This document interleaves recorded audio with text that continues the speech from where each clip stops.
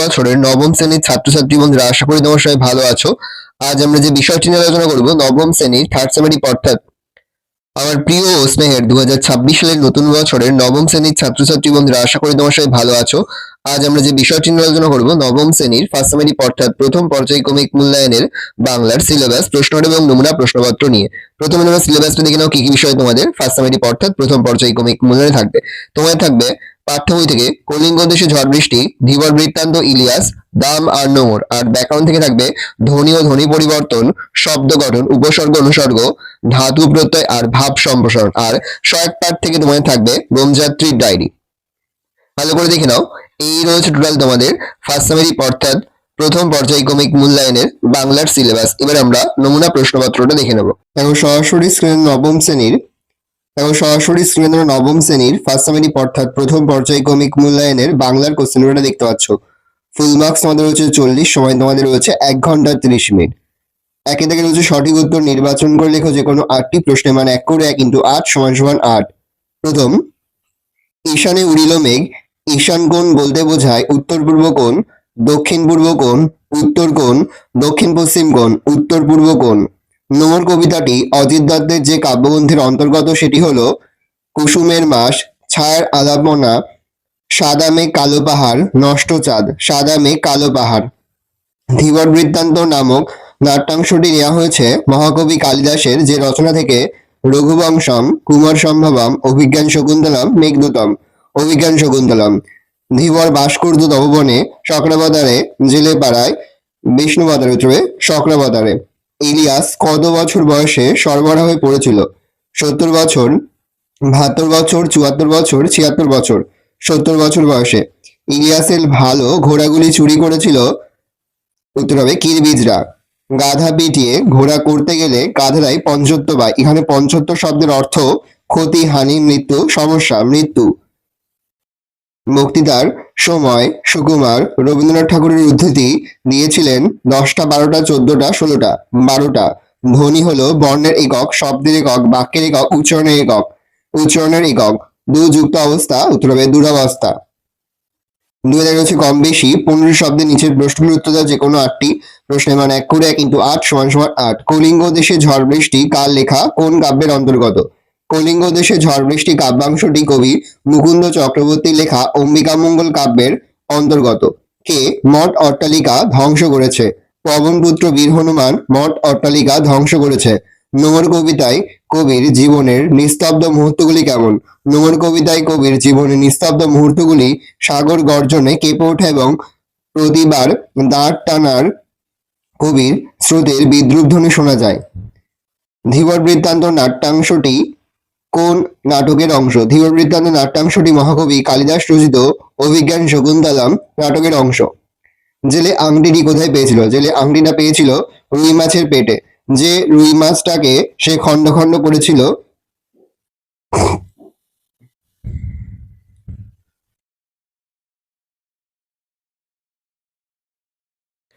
Next, জেলে আংটিটি, next question, জেলে আংটিটা কোথায় পেয়েছিল? জেলে আংটিটা পেয়েছিল রুই মাছের পেটে। যে রুই মাছটাকে সে খণ্ড খণ্ড করে কাটছিল। প্রতি বছর ইলিয়াস কি করে তার অবস্থার উন্নতি করতে লাগলো? সকাল থেকে রাত পর্যন্ত ইলিয়াস ও তার স্ত্রী পরিশ্রম করত। তারা সকলের আগে ঘুম থেকে উঠে সকলের পরে ঘুমোতে যেত। এইভাবেই তারা উন্নতি করেছিল। 35 বছর পরিশ্রম করে তারা কতটা সম্পত্তি তৈরি করেছিল? ইলিয়াস ও তার স্ত্রী 35 বছর পরিশ্রম করে 200 ঘোড়া, 150 গরু মোষ আর 1200 ভেড়ার মালিক হয়েছিল। স্কুলে কি বিভীষিকা যে ছিলেন ভদ্রলোক, ভদ্রলোকটিকে? লেখক নারায়ণ গঙ্গোপাধ্যায় রচিত দাম গল্পের ভদ্রলোকটি হলেন সুকুমারের স্কুলের অঙ্কের মাস্টার মশাই। ল কে পার্শ্বিক ধ্বনি বলা হয় কেন? ল উচ্চারণের সময় জিভের সামনের দিক ওপরের পাটির দণ্ডমূল স্পর্শ করে এবং জিভের দুপাশ দিয়ে মুখ দিয়ে বাতাস করে, তা একে পার্শ্বিক ধ্বনি বলে। প্লুতস্বর কাকে বলে? কোন স্বর যখন উচ্চারণের জন্য অতিরিক্ত মাত্রা দীর্ঘায়িত হয় তখন তাকে প্লুতস্বর বলে, যেমন হরিয়ে। তিনি তাকে রয়েছে কম বেশি 60টি শব্দের নিচে যে কোনো একটি প্রশ্নের মান 3।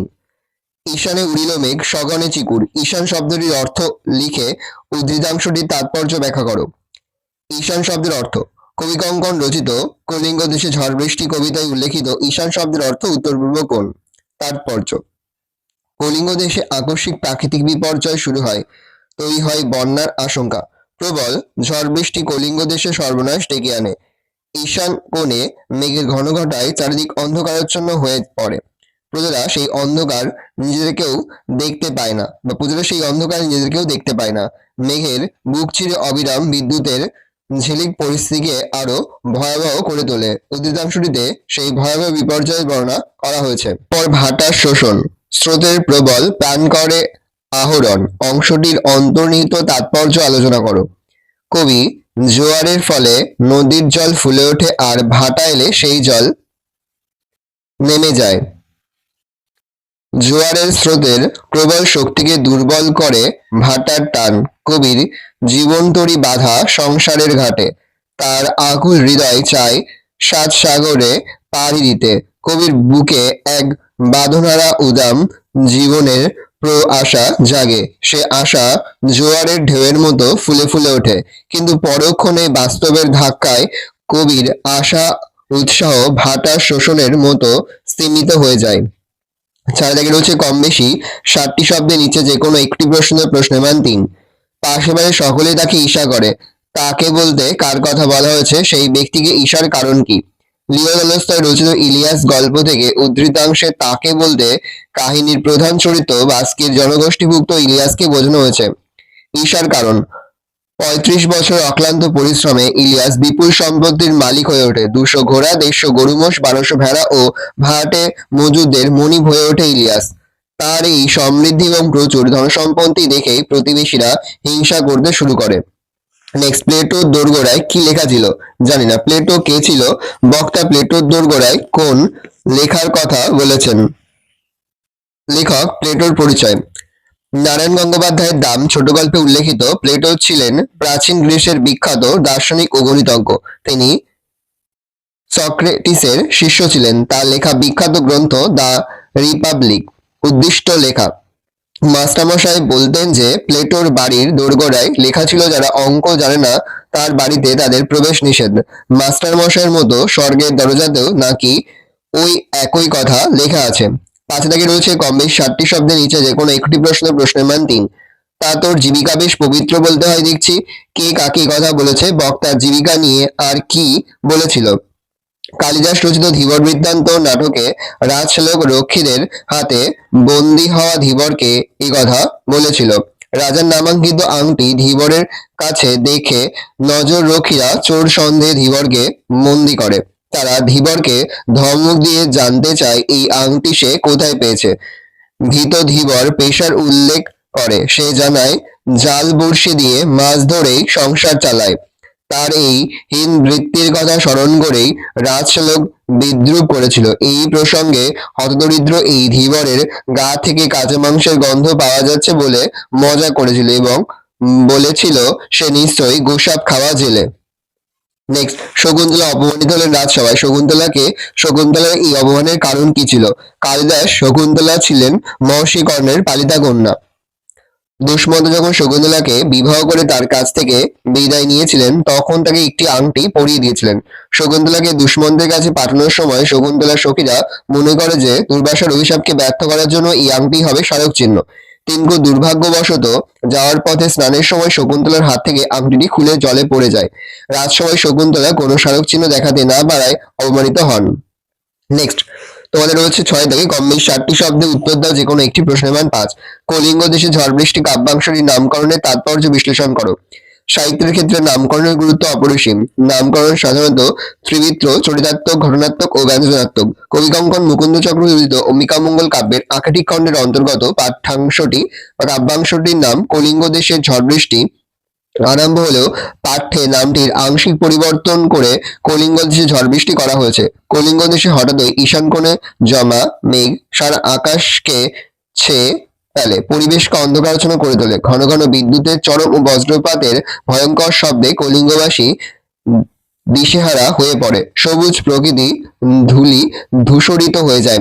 7 দিন ধরে অবিশ্রাম বর্ষণ, ঝড় ও বজ্রপাত মানুষের মনে ভয়ের উদ্রেক ঘটায়। কলিঙ্গের প্রজারা ঘরবাড়ি ছেড়ে নিরাপদ আশ্রয়ের সন্ধানে বেরিয়ে পড়লেও জলস্থল এক হয়ে যাওয়ায় পথের চিহ্ন দেখতে পায় না। এই বিশেষ পরিস্থিতি থেকে উদ্ধার পাওয়ার আশায় তারা জৈমিনী ঋষির নাম স্মরণ করে। অতিবর্ষণের ফলে ঘরবাড়ি যেমন ক্ষতিগ্রস্ত হয়, তেমনই ফসলও নষ্ট হয়। সেই সঙ্গে সাপের মতো বিষধর প্রাণীর প্রাদুর্ভাব ঘটে। দেবী চণ্ডীর আদেশে বীর হনুমান থেকে শুরু করে নদ নদী সবই কলিঙ্গ দেশকে ধ্বংস করার খেলায় মেতে ওঠে। নেক্সট প্যারা লিখবে, কলিঙ্গ দেশে ঝড় বৃষ্টি তাণ্ডবে ধ্বংস করে গুজরাট নগরে বসতি স্থাপনের ইচ্ছা পূরণের জন্যই দেবী চণ্ডী এই প্রাকৃতিক বিপর্যয় ঘটান। যেহেতু সমগ্র কাব্যাংশটিতে এই ভয়াবহ প্রাকৃতিক দুর্যোগের বর্ণনায় মুখ হয়ে উঠেছে, তাই বলা যেতেই পারে কাব্যাংশটির নাম কলিঙ্গ দেশে ঝড় বৃষ্টি সার্থক হয়েছে। সেই সঙ্গে প্রাকৃতিক লীলায় যেহেতু বর্ণিত হয়েছে, তাই বিষয়াত্মক বা ঘটনাধর্মী নামকরণ হিসাবে কাব্যাংশের নামটি প্রাসঙ্গিক হয়েছে। নেক্সট কোশ্চেন, ভাগ্য যেন চাকার মতো ঘোরে, কাকে উদ্দেশ্য করে বলা হয়েছে? বক্তার এমন বক্তব্যের কারণ ব্যাখ্যা করো। উদ্দিষ্ট ব্যক্তি, লিও তলস্তয় ইলিয়াস গল্পে মোহাম্মদ শাহর বাড়িতে আগত জৈনিক অতিথি মোহাম্মদ শাহকে মন্তব্যটি করলেও মন্তব্যটির উদ্দেশ্য ছিল ইলিয়াস। এমন বক্তব্যের কারণ, 35 বছরের কঠোর পরিশ্রমে ইলিয়াস এবং তার স্ত্রী প্রচুর সম্পত্তির অধিকারী হয়। 200 ঘোড়া, 150 গরু মহিষ এবং 1200 ভেড়ার মালিক হয় ইলিয়াস। চারপাশে তার প্রচুর খ্যাতি ছড়িয়ে পড়ে। প্রতিবেশীরা তাকে ঈর্ষা করতে শুরু করে। অতিথিরা দূর দূরান্ত থেকে আসতে থাকে। ইলিয়াসও উদারভাবে অতিথি সেবা করতে থাকে, কিন্তু নানা কারণে ইলিয়াসের ভাগ্য বিপর্যয় ঘটে। ছেলের সঙ্গে বিবাদে তাকে আলাদা করে দেওয়া, মড়ক কিরবিজদের ঘোরাছড়ির ঘটনা, দুর্ভিক্ষ ইত্যাদি নানা কারণে তার পালিত পশুর সংখ্যা ক্রমশ কমতে থাকে। শেষ অবধি নিজের পশমের কোট, কম্বল ইত্যাদির সঙ্গে অবশিষ্ট গৃহপালিত পশুগুলোকে বিক্রি করে দিয়ে সে সরবরাহ হয়ে পড়ে। তাদের অন্যের বাড়িতে কাজ করে দিন কাটাতে হয়। এই অবস্থায় প্রতিবেশী মোহাম্মদ শাহ তাদের প্রতি সহানুভূতিশীল হয়ে নিজের বাড়িতে আশ্রয় দেয়। ইলিয়াসদের করা সাধ্যমতো কাজের বদলে তাদের খাওয়া পড়ার দায়িত্ব নেয় মোহাম্মদ শাহ। অবস্থাপন্ন ইলিয়াসের এই মজুর জীবন রূপান্তরের পরিপ্রেক্ষিতে মোহাম্মদ শাহর বাড়িতে আগত অতিথিরা এই মন্তব্যটি করেছেন। সাথে গেলে হচ্ছে কম বেশি 60টি শব্দের নিচে যে কোনো একটি প্রশ্নের মান 5। লেখক কার কাছ থেকে প্রফেসর শঙ্কুর ডায়েরি পেয়েছিলেন? ডায়েরির বিষয়ত্ব কি ছিল? সত্যজিৎ রায় রচিত বোমযাত্রীর ডায়েরি গল্পের প্রফেসর ত্রিলোকেশ্বর শঙ্কুর বিচিত্র ডায়েরিটি লেখক পেয়েছিলেন তারকচন্দ্রের কাছ থেকে। ডায়েরিটির বিষয়ত্ব, রহস্যময়কালে বিজ্ঞানী প্রফেসর শঙ্কুর ডায়েরিটা প্রথমবার লেখকের কাছে যখন পৌঁছায়, তখন তিনি দেখেছিলেন ডায়েরিতে প্লাবিত কালির রং ছিল সবুজ। কিন্তু পুজোর পর খাতাটি আলমারি থেকে বের করার পর লেখকের খটকা লাগে, কারণ তিনি দেখেন কালির রং লাল। মনের ভুল ভেবে খাতাটা পকেটে রাখেন। বাড়ি ফিরে আবার খাতাটা তুলতেই লেখকের বুক ধড়াস করে ওঠে, কারণ কালির রং তখন নীল। তারপর এক আশ্চর্য অদ্ভুত ব্যাপার ঘটে। লেখকের চোখের সামনেই ডায়েরির কালি নীল থেকে হলুদ বর্ণ ধারণ করে। ডায়েরির কালির রঙের পরিবর্তন এক রহস্য গড়ে তোলে। বিস্ময়কর পৃষ্ঠা। এমনকি ডায়েরিটি লেখকের হাত থেকে পড়ে যাওয়ার পর লেখকের কুকুর ভুল ও তাতে দাঁত বসালেও ওই খাতার কাগজ তার কামড়ে কোনোভাবে ক্ষতিগ্রস্ত হয় না। লেখক বিস্মিত হয়ে যান। আশ্চর্যের বিষয়, দেশলাই দিয়ে আগুন জ্বালিয়েও এবং 5 ঘন্টা উনুনের মধ্যে ডায়েরিটা ফেলে রাখলেও কালির রং বদলেই চলে, কিন্তু ডায়েরি পড়ে না। আশ্চর্যের কথা যে ডায়েরিটিকে লেখকের একসময় অক্ষয় অবিনশ্বর মনে হয়েছিল, তা শেষ পর্যন্ত ডেও পিঁপড়ের পেটে যায়। বিস্ময়ে হতভম্ব লেখক এই আশ্চর্য ডায়েরির কাহিনীর সত্য মিথ্যা বিচারের ভাগ পাঠকদের হাতেই ছেড়ে দেন। নেক্সট, মঙ্গল যে কত অমঙ্গল হতে পারে সেটা হাড়ে হাড়ে টের পেয়েছি। কোন প্রসঙ্গে এমন মন্তব্য? বক্তা হাড়ে হাড়ে কি টের পেয়েছেন তা লেখো। উত্তর লিখবে, সত্যজিৎ রায় রচিত আমাদের পাঠ্য বোমযাত্রীর ডায়েরি রচনায় সংশ্লিষ্ট অংশে প্রফেসর শঙ্কু মঙ্গল অভিযানের অভিজ্ঞতা বলা হয়েছে। প্রফেসর শঙ্কু দ্বিতীয়বারের প্রচেষ্টায় রকেট নিয়ে মঙ্গল গ্রহে পৌঁছলেন, কিন্তু এখানে বিদূষিকর বিপদের সংকেত দিল। সূর্য ওঠার সঙ্গে সঙ্গে প্রফেসর শঙ্কু একটা টিলার ওপর ওঠে। যখন জায়গাটা দেখার জন্য মনোনিবেশ করেন, তখনই তার নাকে আসে আষ্টে গন্ধ আর একটি অদ্ভুত শব্দ শুনতে পান। একটা বড়সড় ঝিঝি যেন তিনিন্তি তিনিন্তি বলে ডাকছে। হঠাৎ বিকট চিৎকার শুনে প্রফেসরের রক্ত জল হওয়ার উপক্রম। প্রহ্লাদের চোখ যেন ঠিকরে বেরিয়ে আসে। সে ডান হাতের মুঠো ধরে নিয়ে ঊর্ধ্বশ্বাসে লম্বা লম্বা পা ফেলে রকেটের দিকে ছুটে চলেছে। তার পিছনে চলেছে যে জিনিসটা, সেটা না মানুষ, না জন্তু, না মাছ, বরং বলা যায় এই দিনের কিছু মিল আছে। লম্বায় প্রায় 3 হাত, পা আছে হাতের বদলে ডানা, বিরাট মাথা আর দাঁতহীন মুখজোড়া হাঁ। মাঝখানে প্রকাণ্ড একটা সবুজ চোখ, সারা শরীর আঁশে ঢাকা। জন্তুটা ভালো ছুটতে পারে না। এই মঙ্গোলীয় জন্তু তাড়া করে আসা প্রহ্লাদ ছুটতে ছুটতে রকেটে চড়ে বসে। বিদূষেকর রকেট থেকে নেমে জন্তুটাকে রুখে দাঁড়িয়েছে। এরপর কোনো ক্রমে তারা সবাই রকেটে উঠে পড়েন। তাই শঙ্কুর উক্তি মঙ্গল যে কত অমঙ্গল হতে পারে সেটা হাড়ে হাড়ে টের পেয়েছে। নেক্সট 8 দাগে কম বেশি 150 শব্দে ভাব সম্প্রসারণ করে যে কোনো একটি প্রশ্নের মান 5। সবার উপরে মানুষ সত্য, তাহার উপরে নয়। বিশ্বভুবনে অন্য সমস্ত জীবের তুলনায় মানুষ যে শ্রেষ্ঠ সে বিষয়ে আজ সন্দেহের অবকাশ মাত্র নেই। মানুষ তার বুদ্ধি, প্রজ্ঞা, হৃদয়কে সঙ্গে নিয়ে বিশ্ব প্রকৃতির নিয়মকে কাজে লাগিয়ে ব্রতী হয়েছে তাকে নবরূপে নবসাজে সাজাতে। কিন্তু এরই বিপরীতে মানুষ কুসংস্কারে বেড়াজালে আবদ্ধ হয়ে নিজেদের মধ্যে গড়ে তুলেছে বিভেদ বৈষম্যের পাঁচিল। জীর্ণ সংস্কারের বলে ও ভ্রান্ত বিশ্বাসের তাড়নায় এক শ্রেণীর মানুষ কিছু মানুষকে হীন দৃষ্টিতে দেখে, অবহেলা করে। কিন্তু এই পৃথিবীর সকল মানুষই মানুষ হিসেবে সমান মর্যাদার অধিকারী। ধর্ম, বর্ণ, ভাষা, দেশ, কালের সীমার ঊর্ধ্বে থাকা মনুষ্যত্বই মানুষের শ্রেষ্ঠ পরিচয়। এমনকি বিশ্ব দেবতার থাকা বা না থাকাটাও নির্ভর করে মানুষের অস্তিত্বের ওপর, মানুষের ভাবনার ওপর।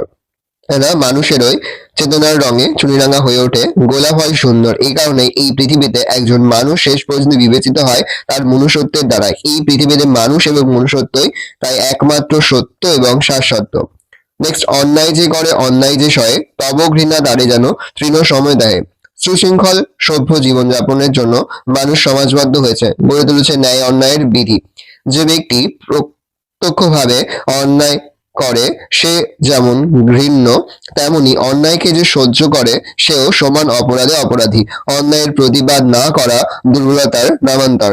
চোখের সামনে অপরাধ ঘটতে দেখাও যে নীরব থাকে সে আসলে ভীরু পরায়ণবাদী। প্রত্যক্ষভাবে অন্যায়কারী এবং অন্যায় সহ্যকারী উভয় সমাজের জঞ্জাল স্বরূপ, উভয়েই সমাজ ও সভ্যতার শত্রু। তাই মানুষকে শুধু অন্যায় কর্ম থেকে বিরত থাকলেই চলবে না, তাকে অন্যায়ের প্রতিবাদও করতে হবে। সমাজকে অপরাধ মুক্ত করতে হলে নিজের ব্যক্তিগত সততায় যথেষ্ট নয়, চাই প্রতিবাদ ও প্রতিরোধের সৎ সাহসও, নতুবা অপরাধীর সঙ্গে তাকেও বসতে হবে এক আসনে। নেক্সট, পুষ্প আপনার জন্য ফুটে না, পরের জন্য তোমার হৃদয় কুসুমকে প্রস্ফুটিত করিও। দেখে নাও ভাব সম্প্রসারণটা, আমি আস্তে স্ক্রল ডাউন করছি। এই রয়েছে টোটাল তোমাদের ফার্স্ট সেমেরি অর্থাৎ প্রথম পর্যায়ক্রমিক মূল্যায়নের ক্লাস 9 বাংলার প্রশ্নপত্র। ভালো করে প্রশ্নপত্রটা দেখে নাও। এই প্রশ্নপত্রের পিডিএফ ফাইলটা কিন্তু আমাদের ফেসবুক পেজ রয়েছে এডুকেশন ফ্যামিলি, সেখানে কিন্তু আমরা আপলোড করি, তোমরা কিন্তু অবশ্যই সেখান থেকে সংগ্রহ করে নেবে। ডেসক্রিপশনে কিন্তু ফেসবুক পেজের লিঙ্ক দেওয়া রয়েছে। আশা করা যায় প্রতি বছর নেই এই বছর তোমরা কিন্তু আমাদের সাজেশন অংশ থেকে সমস্ত প্রশ্নই কিন্তু কমন পেয়ে যাবে, সেহেতু ভালো করে তোমরা প্রশ্ন উত্তরগুলো দেখে নাও।